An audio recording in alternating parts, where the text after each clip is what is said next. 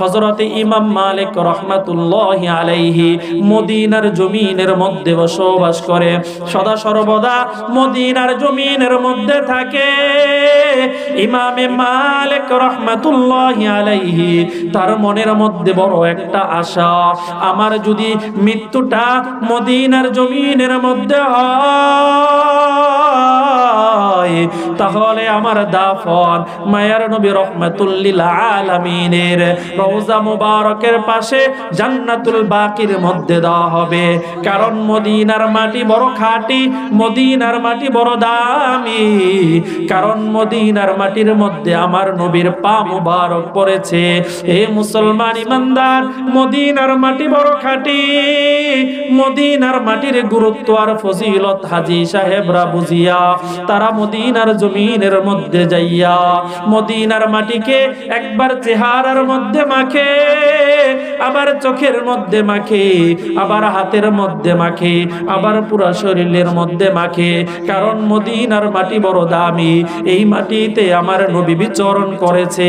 এই মাটির সাথে, এই ধুলাকণার সাথে আমার আপনার নবী মুহাম্মাদুর রাসূলুল্লাহ, জোরে বলেন সাল্লাল্লাহু আলাইহি ওয়াসাল্লাম, মুহাম্মাদুর রাসূলুল্লাহ সাল্লাল্লাহু আলাইহি ওয়াসাল্লামের পা মুবারক পড়েছে। এই জন্য মদিনার মাটি খাঁটি হইয়া গেছে। এ মুসলমান ইমানদার, হযরত ইমামে মালিক রাহমাতুল্লাহি আলাইহি সে মদিনার জমিন ছেড়ে যায় না, কারণ তার আশা আমার মৃত্যুরা যেন মদিনার জমিনের মধ্যে হয়। আবার ইমামে মালিক রাহমাতুল্লাহি আলাইহি মনের মধ্যে একটা আশা জাগলো, আমি মক্কা গিয়া একটা নফল হজ আদায় করতে চাই, আমি নফল হজ আদায় করতে চাই। আবার মনের মধ্যে চিন্তা ঢুকে গেল, কারণ মরণের কোনো গ্যারান্টি নাই, নিঃশ্বাসের কোনো বিশ্বাস নাই। আমি যদি মক্কার জমিনে নফল হজ আদায় করতে গিয়া যদি মক্কার জমিনে আমি যাই, সেখানে যদি আমার মৃত্যু হয় তাহলে মক্কার জান্নাতুল মুআল্লার মধ্যে আমাকে দাফন দেওয়া হইবে। মদিনার জমিনে দাফন আমার আর কপালের মধ্যে জুটবে না, কারণ মদিনার মাটি বড় খাঁটি। ইমামে মালিকের বড় আশা আমার যেন দাফনটা মদিনার মাটির মধ্যে হয়। এ মুসলমান, মদিনার মাটি দামি না বেদামি?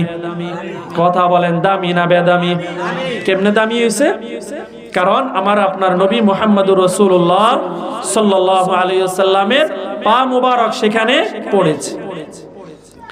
মদিনা যাইতে পারলাম না, মদিনা দেখতে পারলাম না,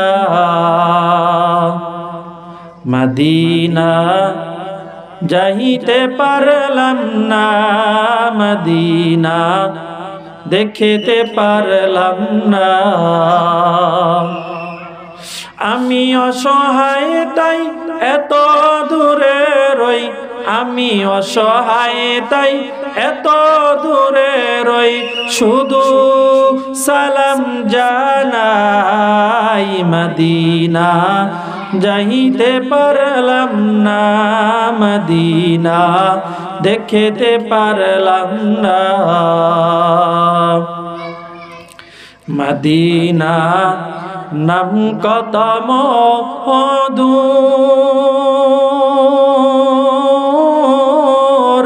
মদিনা আরো যে কত দূর, ওই মদিনার পথের ধুলি আমি, ওই মদিনার পথের ধুলি আমি মাখতে পারলাম না, মদিনা যাইতে পারলাম না, মদিনা দেখতে পারলাম না। মদিনা নাম কত সুন্দর, মদিনা কেড়েছে অন্তর,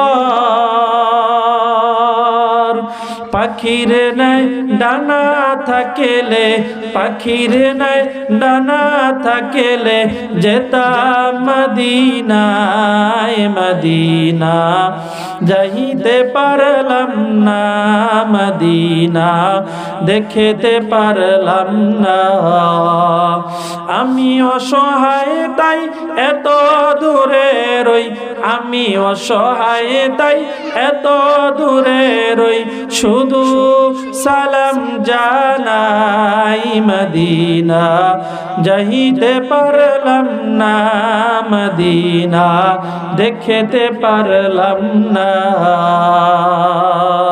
মদিনা যাওয়ার নিয়ত আছে তো সবার ইনশাআল্লাহ সবাই হাত তুলে একটু আল্লাহ তাআলাকে দেখিয়ে দেন আল্লাহ তাআলা কবুল করেন আল্লাহুম্মা আমিন মুসলমান ইমানদার হযরত ইমাম মালিক রাহমাতুল্লাহি আলাইহি মনে বড় আশা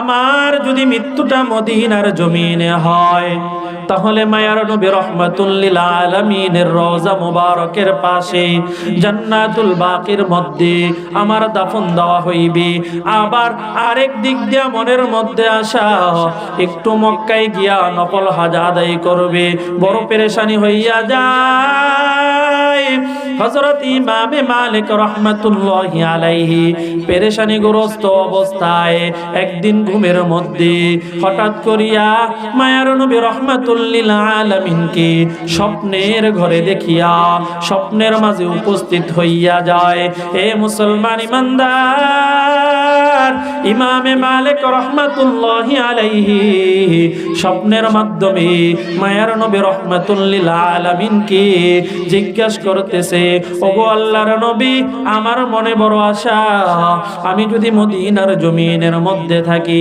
আমার যদি এখানে ইন্তেকাল হয় তাহলে আপনার রওজা মুবারকের পাশে আমার দাফন দেওয়া হবে আর যদি আমি মক্কায় গিয়ে নফল হজ আদায় করি সেখানে যদি আমার মৃত্যু হইয়া যায় তাহলে তো মানুষ আমাকে সেখানে দাফন দিয়া দিবে ওগো আল্লাহর নবী আপনি কি আমাকে একটু জানায়া দিবেন নি এই দুনিয়ার জমিনে আমি আর কতদিন বেঁচে থাকবো আমি কি মক্কায় গিয়া হজ করিয়া আবার মদিনার জমিনে আসতে পারবো কিনা ওগো আল্লাহর নবী একটু আপনি আমার হায়াত সম্পর্কে জানায়া দেন এ মুসলমান ইমানদার খুব ভালো করে শুনে নাও মায়ার নবী রাহমাতুল লিল আলামিন ইমাম মালিকের কোনো প্রশ্নের উত্তর না দিয়া এভাবে হাতের 5টা আঙ্গুলকে দেখাইয়া স্বপ্নের ঘর থেকে চলিয়া যায় ঘুম ভাঙ্গার পর হযরত ইমাম মালিক রাহমাতুল্লাহি আলাইহি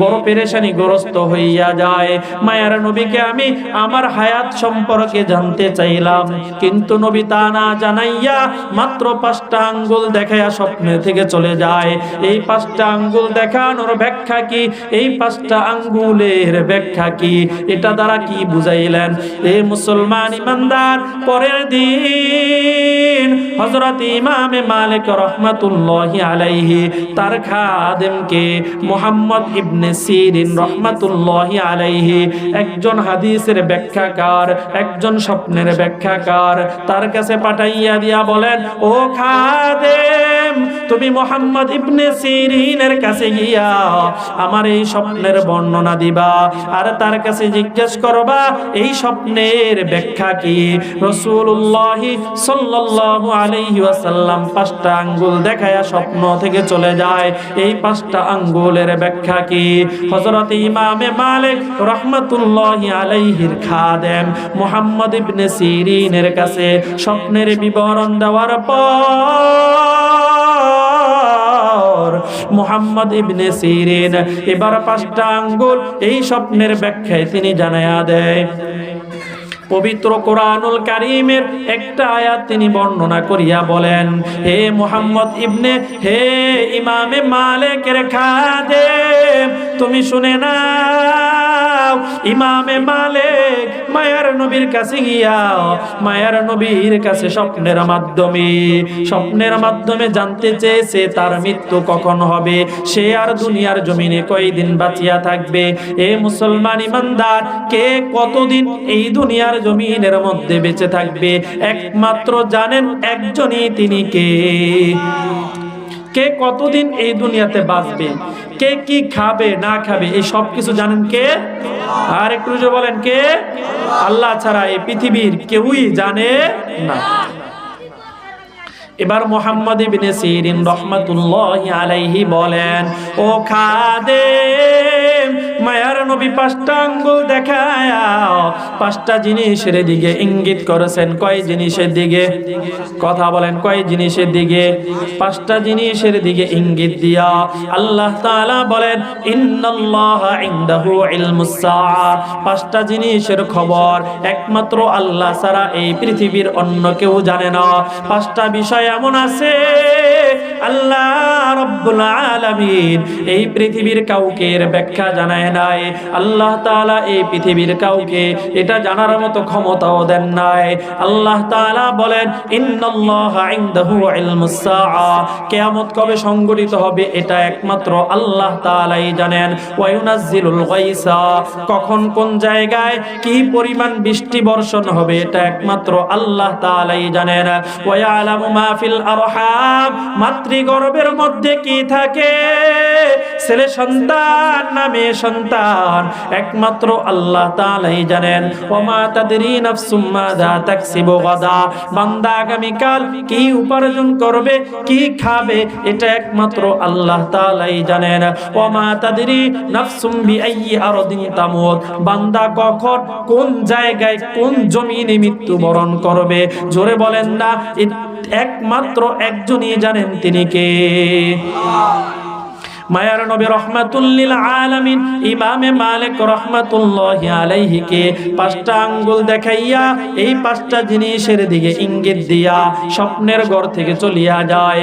মায়ার নবী রাহমাতুল লিল আলামিন জানায়া দেয়, ও ইমাম মালিক, তুমি কখন কোন জায়গায় কিভাবে মৃত্যুবরণ করবা একমাত্র আল্লাহ তাআলা ব্যতীত এই পৃথিবীর জমিনের মধ্যে কোনো মানুষও জানে না। কোনো পীর মাশায়েখ আউলিয়া বুজুর্গ কোন নবী কেউই কিন্তু এই বিষয়টা সম্পর্কে জানে না। কোন মানুষ কোন জায়গা কখন কিভাবে মৃত্যুবরণ করবে একমাত্র যিনি জানেন তিনি কে?